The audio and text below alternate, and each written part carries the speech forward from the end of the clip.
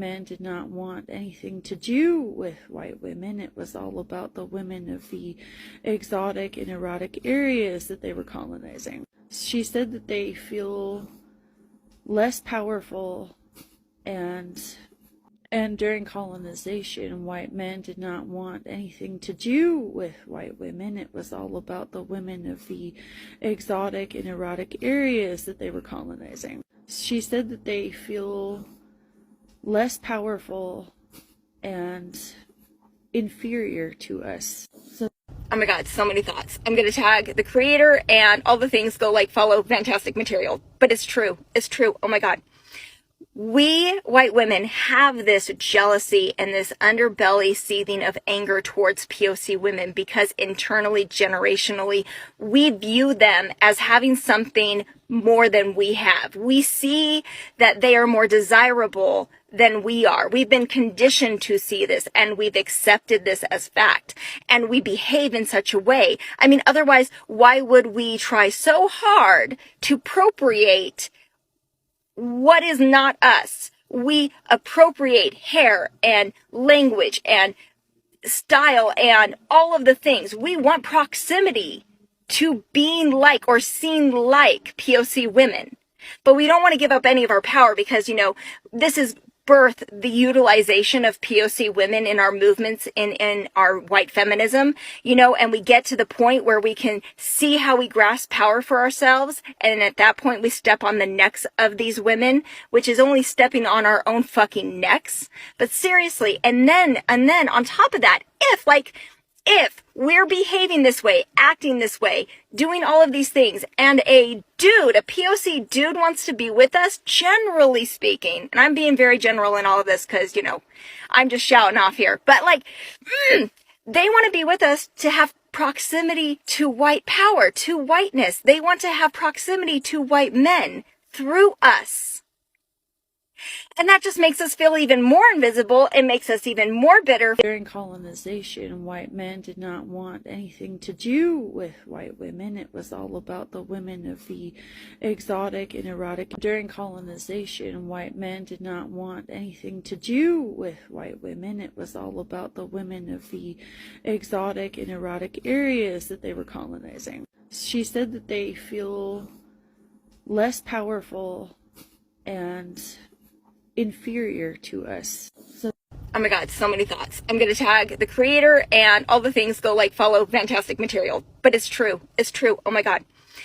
We white women have this jealousy and this underbelly seething of anger towards POC women because internally, generationally, we view them as having something more than we have. We see that they are more desirable than we are. We've been conditioned to see this, and we've accepted this as fact, and we behave in such a way. I mean, otherwise, why would we try so hard to appropriate what is not us? We appropriate hair and language and style and all of the things. We want proximity to being like or seen like POC women. But we don't want to give up any of our power because, this is birth the utilization of POC women in our movements, in our white feminism, and we get to the point where we can see how we grasp power for ourselves. And at that point, we step on the necks of these women, which is only stepping on our own fucking necks. But seriously, and then on top of that, if we're behaving this way, acting this way, doing all of these things, and a POC dude wants to be with us, generally speaking, and I'm being very general in all of this because, I'm just shouting off here, but they want to be with us to have proximity to white power, to whiteness. They want to have proximity to white men through us. And that just makes us feel even more invisible. It makes us even more bitter if we haven't dealt with any of these things yet. And that is why so many white women who are acting like black women, taking on all of that, and then they get with black men, and then they're all together bashing black women because of all of this generational internalized bullshit. If you haven't noticed this yet, I implore you, please pay attention. White people are jealous of people of color. White America has no culture of their own other than taking, propagating, killing, maiming, and big guns. So they look at these cultures with people of color, black and brown skin, who have such beautiful, vibrant family ties, traditions. It's beautiful. And as always, they get upset because someone with darker skin than them has something that they don't have. So rather than going home and making traditions of their own, they take what they want by culturally appropriating food, clothing, hairstyles, music. And then they have the nerve to tell people of color that they're worth nothing. And then they treat people of color like they're worth nothing. And then use the things they've appropriated to make money off the people of color. So if you're a person of color, just remember, white people are so jealous of you. And if you're a white person who's doing any of those things, fucking stop. When I tell you I witnessed firsthand what white woman tears could do. If you don't know, my brother was dating this white bitch who I made a video about because I was calling her out for her white privilege. She then proceeds to threaten me that she'll call the police if I don't take down the TikTok video. On top of that, she was crying to my brother and my dad, so they threatened me with violence to take down the video. You would think she doesn't want anyone to know that the video I made was about her because she's going through such great lengths to get me to take it down, right? Nah, this bitch out here tagging herself in my comments. This bitch out here downloading my video, uploading it to her Instagram, telling everybody she knows that I made a video about her. And she gonna threaten to call the cops on me? Bitch, what? Because her name wasn't in the video, okay? I did end up taking the video down for a week, and then I moved out. And then I was like, this bitch can't fucking tell me what to do, so I put it back up. And guess what? After 2 weeks of me putting the video back up, she breaks up with my brother because she can't control me anymore. One of my mutuals recently made a really good point talking about how white women are resentful of women of color because of how fetishized we are. So I want to unpack that a little bit. I think it's common with black women and Asian women in particular. They think us being fetishized is some kind of compliment. And now we have an epidemic of race fishers who are trying to emulate our features to seem more desirable to the white male gaze. And the worst part is they will be seen as more desirable because men love to see the features of women of color on white women. I also think that's why a lot of white women have been accusing actual Asian people and black people of race baiting, because they're jealous of the features that we have naturally, and they know accusing someone of race baiting is a way to get them dogpiled easily on this app. The jealousy is literally eating them alive. Yeah, this is super true, and they are especially dangerous in the workforce. The most toxic work environment that I have ever worked in was led by white women. I was attracted to the position because I knew that leadership was all women, but what I didn't know is that they were all white women. And during my interview process, they were like, yes, we're all about girl power and uplifting women here. I was so excited because I was like, yes, finally a safe environment for me. And I could not have been more wrong. Starting at my interview, I was already being tokenized. I just didn't realize it. And as soon as I started working there, they tried to convince me that I was incompetent. They didn't train me, they didn't give me direction, they didn't give me leadership support. And when I failed to meet expectations that they never communicated with me, they would gaslight me into believing that it was my fault because I wasn't autonomous enough. They never took any ownership over their shortcomings as leaders. Instead, they worked hard to gaslight me into believing it was my fault. White women will do anything to prove that they're just as good as white men, and that includes stepping on by POC. I've seen a lot of people doing this trend and I want to join in. Mine is not as dangerous, but just listening. So I go to a PWI, obviously. And if you're a black person at a PWI, especially a black girl, you know that people just stare at you for no reason. They'll just stare at you. And my freshman year, when I first came in, of course that happened. There was this one girl with her friend group who used to stare at me like I killed her father. Like she would give me death stares. They were straight up evil. Like even my other friends knew about it because they were that obvious. It was like I had something personally wrong to her, but I did not know her. And sophomore year before COVID, we're at a bar one time. She's there. She's really drunk, but I'm sober and she don't think she knows that. And she comes up to me and tells me how she sees me around campus all the time, thinks I'm so beautiful. Just looks at me weird because she's not used to a girl who looks like me being so pretty. And I realized the reason why she hated me, at least disliked me enough to show it on her face, was because I was a pretty black woman. Nothing else at all. And I'll make a small part too about how that made me change my friend dynamics, but yeah.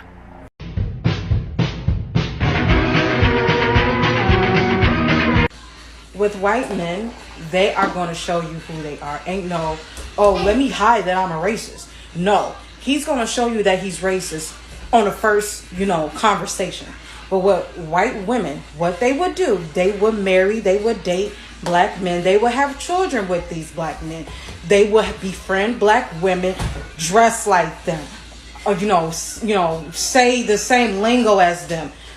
But get her to the point where she's mad, she's gonna reveal who she really fucking is, and that is a fucking threat to the community. But a lot of people fall for it within POC communities. For some reason, they still fall for it. White women, this has nothing to do with you. I have no problem with you whatsoever.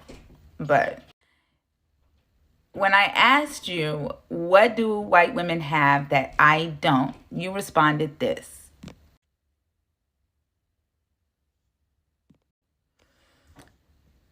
So I have a bachelor's in business, a master's in organizational leadership. I founded a tech company. I co-founded a startup accelerator for entrepreneurs of color. I helped my state create a program for senior citizens to help them get food and groceries during the pandemic, and of which it still exists. I serve as an advisor to the Board of Education. I serve on committees for mergers and acquisitions for multi-million-dollar companies. I was inducted into Business Journal for the Under 40. I was also last year inducted into Marquise's Who's Who in America Encyclopedia. I'm an author and a public speaker. Currently, I'm working with financial institutions to build curriculum to help BIPOC women get funding. Oh, during the pandemic, I am responsible for helping Black and Brown and women entrepreneurs get over $4 million in actual PPP and EIDL funding. And I'm not done with that yet. I'm sure there's some stuff that I left off, but when I explained that to you, and I told you that I did all of this while being a single mother and also guardianship to a niece and nephew after their mother died, your only response was, there you have it. Surprise, you're a single mother. As if only Black women are single mothers. But you know why I added in the fact that I did all of that as a single mother? Yes. To let you know how much of a badass I really am. And I ain't done yet. So tell me again, what do I have to be jealous of? Every job has this. Every job, including yours. I am convinced the white woman, that is the worst. She is mean, she's rude, she's racist, she's a bully. Whether you work with customers, clients, patients, students, everybody has complained about her. She's been written up multiple times. You have no idea how management has not gotten rid of her. Maybe she cries during the whole thing. I heard that works wonders for white women. But that's not the crazy part. The crazy part is there's another white woman at your job. She is sweet. She's just lovely. She's empathetic. She's caring. You like her. Everybody likes her. The mysterious part is that these two white women are best friends. Have been for a long time, and outside and inside of work are two peas in a pod. Why? Most importantly, this is why I have trouble trusting my people. Because how you gonna tolerate that? How is your friend a racist piece of shit and you're nice? Like that means I shouldn't trust you. Hold on, I got a Ku Klux Klan member on my page. Let me block this Ku Klux Klan member. Nobody's scared of y'all no more. Fuck out of here. Want to tell y'all, white woman tears are one of the most dangerous things for people of color. She is 100% right. Let me tell the story because I'm still mad about it a whole year later. So last year, me and my homies are out at this really cool bar in Boston, right? It's basically a place where you can rent out ping pong tables as you drink, and it's really dope. It's a really big group of us, right? Boys and girls. So we get 2 tables and 4 paddles. Now the table behind us are these 2 white dudes and 2 white girls. Apparently they rented out 2 paddles and one of them went missing. Of course they accuse us of stealing one of their paddles even though we still only had 4 paddles, which must have meant we rented out 3 paddles for 2 tables, because that would make so much sense, right? My friend Brian is just ignoring them completely, right? Just keeps on playing, and when his swing gets even within a foot of this one white girl, she starts crying. Oh my god, he hit me, no! And of course her pussy-ass boyfriend tries to get the bouncers involved, so I have to calmly explain everything to them. Anyways, white women know how to weaponize their tears, they know exactly what they're doing, and it's gross. Hey y'all, it's the Real Vanessa here for day 9 of my 30-day 16-bar challenge. And today's topic is Obama. So let's go. Obama wasn't my president, but I sure want to suck his dick. He wasn't mine because I'm Canadian, but you know I love my chocolate man, especially one from the state of Hawaii. I want to see him between these thighs. Yes, we can. Get with this man. Come on, Barack, come blow my back. Call me Michelle. I won't tell. I'll whisper in your ear 4 more years. You make my legs shake. God bless these United States.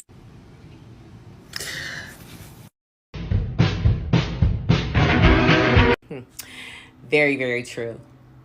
Long story short, sitting next to a coworker who happened to be a white woman. We got along all the time that we sat next to each other, which happened to be like a little over a year.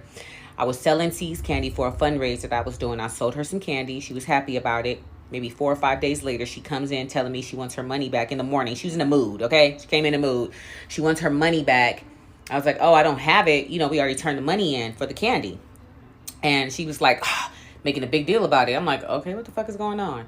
I literally leaned and was like, her name was Erin. So I literally leaned and was like, Erin, are you okay? Like, to touch her shoulder. This bitch starts screaming, don't touch me, don't touch me, don't touch me. I was looking at her like, you gotta be motherfucking kidding me. Yeah, and the bitch got me written up for harassment. Yeah. She lucky I never saw her ass outside of work because she would have probably had to call the police on me. Thank you for listening. Look at the picture behind me. What do you see? Now, you might have said a black woman or a mixed woman. Now, what if I told you this was a woman who was 100% white? This might be one of the worst blackfishes I've encountered yet. She might even be worse than Emma Halberg, who at least admits that she's white. I'm gonna give you a scroll through her Instagram so you can see what I'm talking about. This is not just a white woman who likes to tan. She has claimed to be a black woman from Africa. At first she was mixed, and then she was full black, and then when people found out that both of her parents are white, she claimed to be adopted. She's living her life as a black woman. Her boyfriend is black and all her friends are black. I truly believe that she has not told anyone in her real life that she is a white woman. This is genuinely disgusting. Like, this is beyond anything I could put in one of my black girl or tan white girl videos. Like, she is truly doing modern day blackface every single day. She is living her life as a black woman, and she is lying to everyone and saying that she is a black woman when she is a full white woman. You don't believe me? These are her before and after pictures. Like, she listens to nothing but Afrobeat music. Like, she's truly obsessed. You better brag, oh. You better brag, because it is not easy. You have survived everything you thought would break you. Now look at you today. Baby, sweetie potato,